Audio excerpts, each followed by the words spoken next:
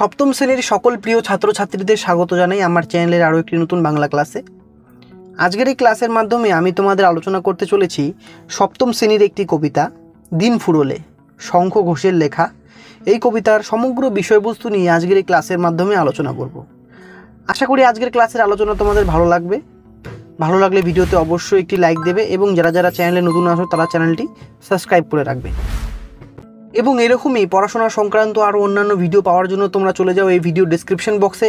সেখানে সমস্ত ক্লাসের প্লেলিস্টের লিঙ্ক দেওয়া রয়েছে এবং সেখান থেকে তোমরা তোমাদের প্রয়োজন মতো আরও অন্যান্য ভিডিওগুলি দেখে নিতে পারো। চলো তাহলে আজকে আমরা মূল আলোচনায় প্রবেশ করি। দেখো কবিতার নাম কি? দিন ফুরোলে। কার লেখা? কবি শঙ্খ ঘোষ। সর্বপ্রথম আমাদের কবির পরিচিতি সম্পর্কে জানতে হবে।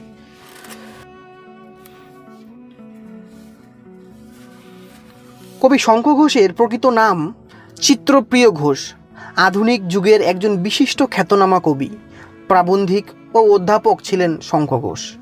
তিনি অধুনা বাংলাদেশের অন্তর্গত চাঁদপুরে 1932 খ্রিস্টাব্দে জন্মগ্রহণ করেন। তার রচিত প্রথম কাব্যগ্রন্থ দিনগুলি রাতগুলি। এছাড়া তার উল্লেখযোগ্য রচনা নিহিত পাতাল ছায়া, বাবরের প্রার্থনা, পাজরে দ্বারের শব্দ ইত্যাদি। ছোটদের জন্য তিনি রচনা করেছিলেন অল্প বয়স কল্প বয়স, ছোট্ট একটা স্কুল, সুপুরি বনের শাড়ি, সকালবেলার আলো ইত্যাদি।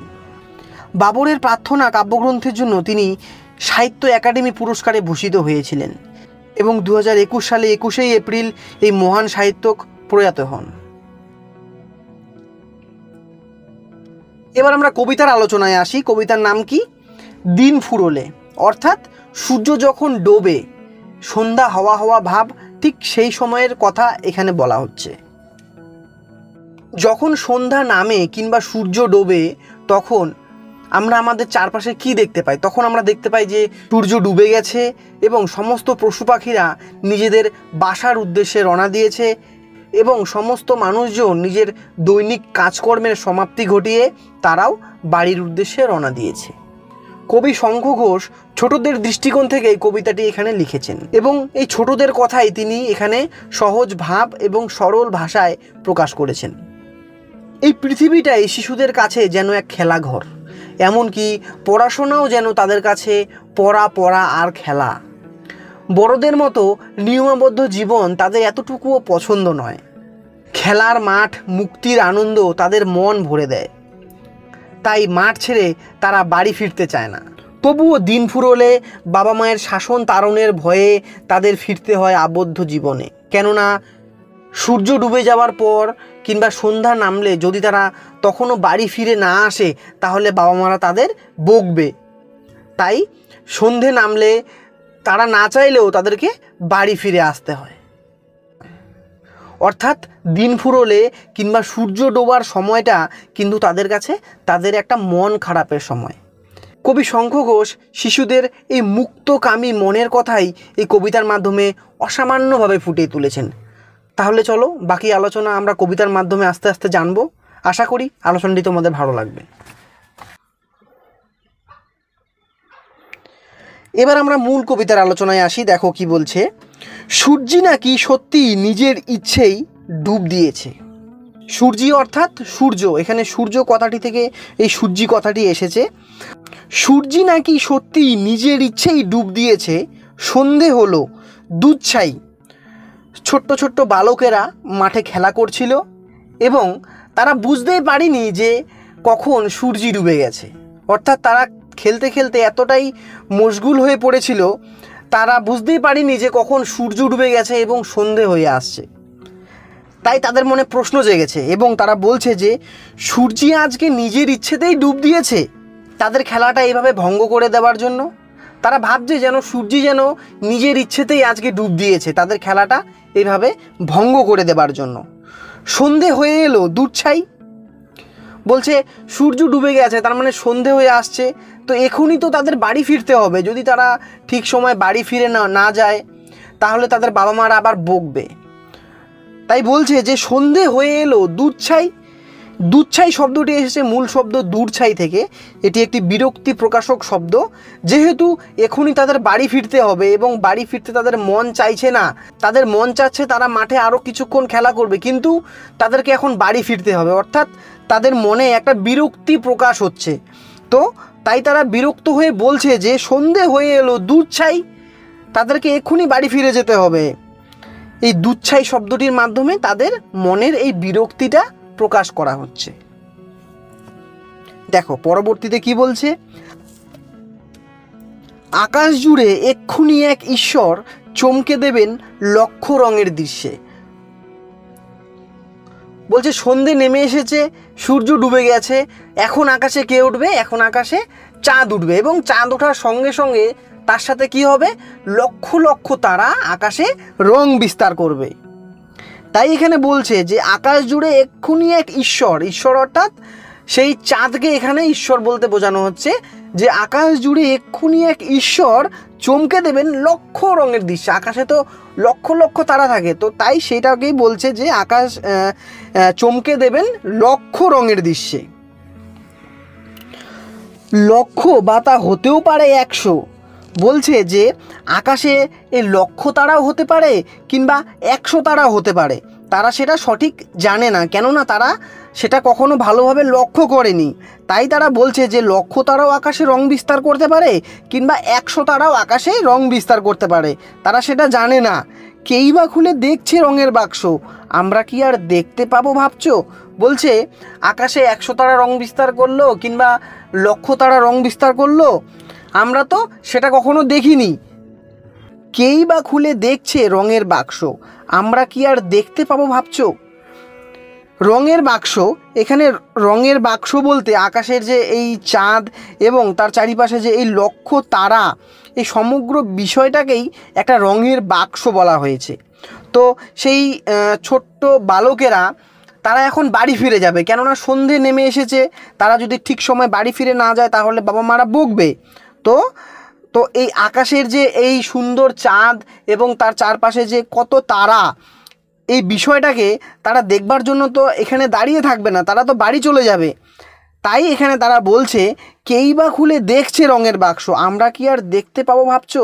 তারা তো দেখতে পাবে না, সন্ধে নেমে এসেছে, তাদেরকে ঠিক সময় বাড়ি পৌঁছে আবার পড়াশোনা নিয়ে বসতে হবে। এখানে কিন্তু প্রশ্নের মধ্যেই উত্তরটা আছে। তো আমরা কি আর দেখতে পাবো ভাবছো? তারা কেন দেখতে পাবে না? কেননা সন্ধে নেমে এসেছে, তারা এখনই বাড়ি ফিরে যাবে এবং তারা যদি ঠিক সময় বাড়ি ফিরে না যায় তাহলে বাবা মারা তাদের বকবে। তাই তারা আকাশের এই সুন্দর চাঁদ এবং লক্ষ লক্ষ তারা দেখতে পাবে না। শেষ তবকে কি বলছে, বাপ মায়েরা যাবেই তবে মূর্ছ। মূর্ছ শব্দের অর্থ হলো মূর্ছা যাওয়া কিংবা অজ্ঞান হয়ে যাওয়া। বলছে যে সেই ছোট্ট বালকেরা যদি দিন ফুরোলে কিংবা সূর্য ডোবার পর যদি সঠিক সময়ে বাড়ি ফিরে না আসে তাহলে তাদের চিন্তায় তাদের বাপ মায়েরা অর্থাৎ মা বাবারা মূর্ছা যাবে, অর্থাৎ অজ্ঞান হয়ে যাবে। পাখির শাড়ি যেমন ধানের গুচ্ছে আধার ফেলে ঘরের দিকে উঠছে, তেমনি এবার ফিরতে হবে সত্যি নিজের নিজের মন খারাপের গর্তে। পাখির শাড়ি যেমন ধানের গুচ্ছে আধার ফেলে ঘরের দিকে উঠছে বলতে কি বোঝানো হচ্ছে?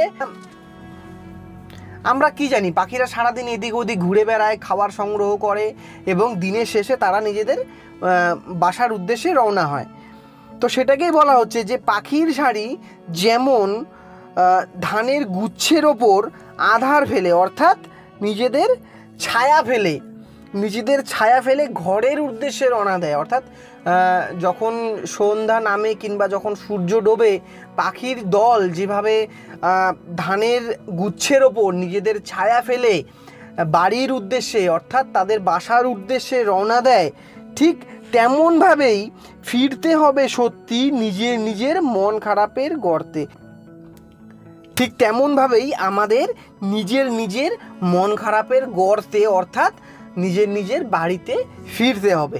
এখানে বাড়িকে মন খারাপের গর্তের সঙ্গে তুলনা করা হয়েছে। কেননা কবি শঙ্খ ঘোষ যে সময়ের প্রেক্ষাপটে এই কবিতাটি লিখেছিলেন তখন তো আর প্রত্যেকের বাড়ি বাড়ি টিভি কিংবা মোবাইল, ভিডিও গেমস এই সমস্ত কিছু ছিল না। তাই ছোটদের কাছে বিনোদনের একমাত্র উৎস ছিল এই মাঠে খেলা করা। তারা সারাদিন অপেক্ষা করে থাকতো যে কখন তারা মাঠে যাবে এবং সেখানে তারা খেলবে। স্কুলে ছুটির ঘন্টা বাজার সাথে সাথেই তারা বাড়িতে ব্যাগ রেখে মাঠের উদ্দেশ্যে রওনা দিত এবং তারা সেখানে খেলাধুলা করত, ভীষণই মজা করত এবং সন্ধেবেলায় তারা বাড়ি ফিরত, যেই জিনিসটা বর্তমান সময়ে খুবই কম চোখে পড়ে।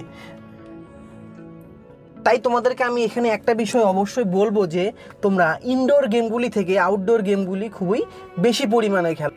কেননা তোমরা যদি বাইরে গিয়ে মাঠে কিছুক্ষণ খেলা করো তাহলে তোমাদের শরীরও ভালো থাকবে এবং মেজাজটাও ফুরফুরে থাকবে, মনটাও খুব ভালো থাকবে। দেখো পরের লাইনে কি বলছে, বলবে বাবা এইটুকু সব বাচ্চা দিন ফুরলেও মাঠ ছাড়ে না। আচ্ছা, বলবে বাবা, বাবা অর্থাৎ এখানে তো একজনের বাবাকে বলা হয়নি, বাবা বলতে এখানে সেই ছেলেদের অভিভাবকদের বলা হচ্ছে। তো সেই ছোট্ট ছেলেরা যদি খেলাধুলা শেষ করে সঠিক সময়ে বাড়ি ফিরে না যায় তাহলে তাদের অভিভাবকেরা কিংবা তাদের বাবা বলবে এইটুকু সব বাচ্চা দিন ফুরিয়ে গেছে কিন্তু তোরা মাঠ ছাড়ছিস না, দিন ফুরলেও মাঠ ছাড়ে না। আচ্ছা, এবং তাদের কপালে কিন্তু পিটুনিও জুটতে পারে। মা বলবে ঠ্যাং দুটো কি কুৎসিত। মা কি বলবে? মা বলবে ঠ্যাং দুটো কি কুৎসিত। মা কি বলবে? মা বলবে ঠ্যাং অর্থাৎ পা, বলবে পা দুটো কি কুৎসিত অর্থাৎ নোংরা। মা বলবে ঠ্যাং দুটো কি নোংরা, এক গঙ্গা জল দিয়ে তাই ধুচ্ছি। বাড়ি ফিরলে মা বলবে ঠ্যাং দুটো কি নোংরা, তাই তারা বাড়ি ফেরার আগেই এক গঙ্গা জল দিয়ে তাদের পাগুলি ধুয়ে নিচ্ছে। এক গঙ্গা জল অর্থাৎ এখানে এক গঙ্গা জল বলতে অনেকটা পরিমাণ জলকে বোঝানো হচ্ছে। যেহেতু তাদের পায়ে স্বাভাবিকের চেয়ে একটু বেশি নোংরা লেগে আছে তাই এখানে এক গঙ্গা জল অর্থাৎ অনেকটা পরিমাণ জল দিয়ে তারা নিজেদের পাগুলি ধুয়ে নিচ্ছে। এক গঙ্গা জল দিয়ে তাই পা ধুচ্ছি। ভীষণই একটি সুন্দর কবিতা। আশা করি সমগ্র আলোচনাটি তোমরা বুঝতে পারলে এবং কোনো অংশ যদি বুঝতে কোনো সমস্যা থেকে থাকে তাহলে অবশ্যই আমাকে কমেন্ট করবে, আমি সেটা তোমাদের পুনরায় বলার চেষ্টা করব। এবং ভিডিওটি ভালো লাগলে ভিডিওতে অবশ্যই একটি লাইক দেবে এবং ভিডিওটি তোমাদের একই শ্রেণীর অন্যান্য বন্ধু বান্ধবদের মাঝে শেয়ার করবে এবং যারা যারা চ্যানেলে নতুন আসো তারা চ্যানেলটি অবশ্যই সাবস্ক্রাইব করে রাখবে।